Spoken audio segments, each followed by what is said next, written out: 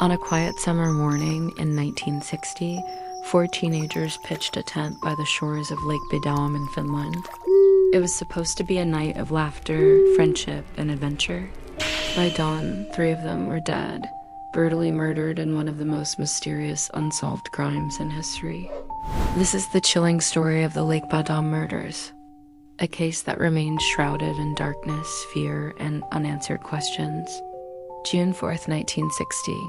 Four friends, 15-year-olds Mila Ermeli Berkland and Anja Tulikimäki, and their boyfriends, both 18, Seppo Boisman and Nils Gustafsson, set out to camp near Lake Bodom, just outside Helsinki. The sun was shining, the air was warm, and the lakeside was calm. They pitched their small green tent on a grassy slope, the water glittering nearby. To anyone passing, they looked like ordinary teenagers, enjoying the first taste of freedom and youth. But as night fell, an unseen evil crept closer. In the early hours of June 5th, while the campers slept, someone or something ripped into the tent with a knife. The attack was savage, merciless.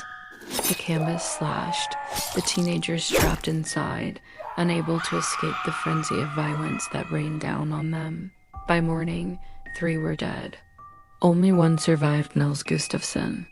His jaw was broken, his face battered, but somehow he lived. When fishermen arrived later that day, they stumbled upon a nightmare.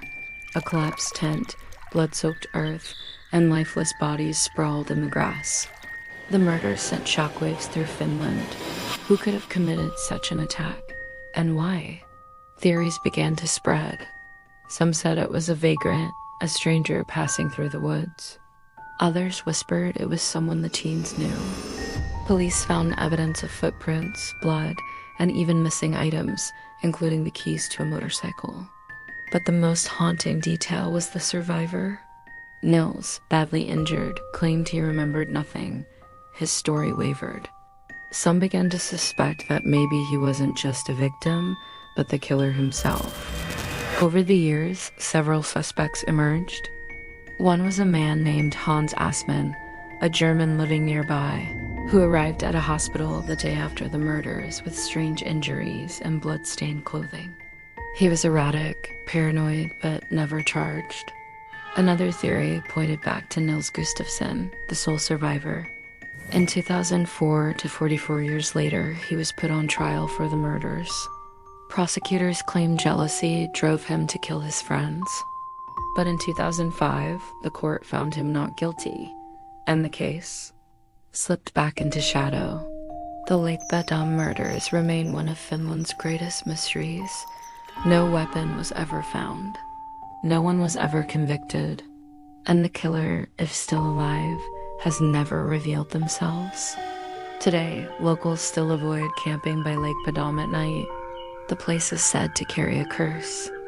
Some visitors report hearing the faint sound of tearing canvas in the wind, or seeing the shadow of a figure standing silently among the trees.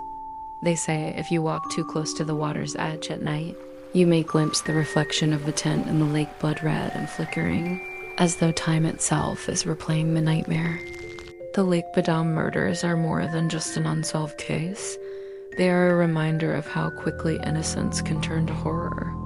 Four teenagers went camping by the water's edge, and only one returned alive. The killer is still out there in history's shadows, their identity forever unknown. And if you ever visit Lake Bodom, listen carefully, because the forest remembers. And perhaps, so does the murderer.